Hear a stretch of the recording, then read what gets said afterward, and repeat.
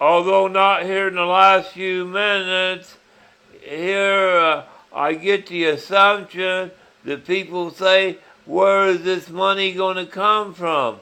That's like saying, where is this time going to come from? This money comes from the same where someplace the future comes from. This money comes from the same place the future comes from. You know, the future comes from the future. If you have a future, the money comes from the future. And I keep thinking the future, people can't imagine this much money. I can imagine that much future, so the people should be able to imagine that much money.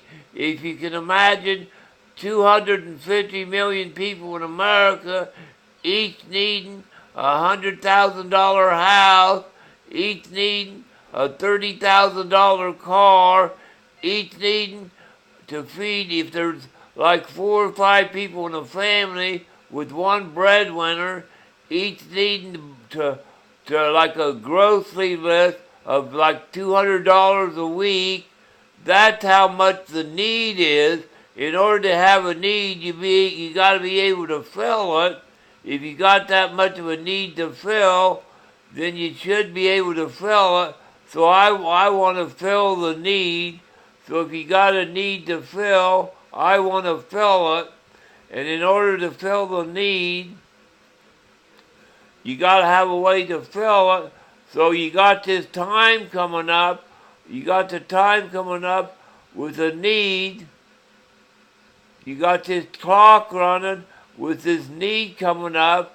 You know you got next week with a grocery bill. You got next month with a grocery bill you got to fill. You got your work. You got 40 hours coming up. So with this 40 hours you're going to work, and this grocery bill you got next week or next month, you're going to get paid on this card to pay your grocery bill.